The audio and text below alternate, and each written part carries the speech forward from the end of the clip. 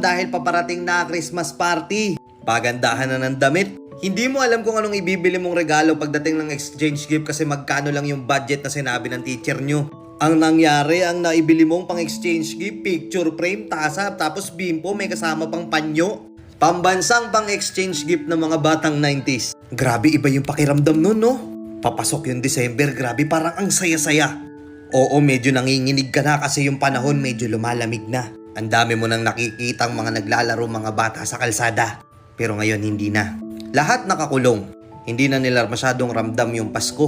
Miski tayo, alam natin sa sarili natin na hindi na natin masyadong nararamdaman yung Pasko. O siguro dahil rason na rin na tumatanda na tayo. Nakakamiss, no?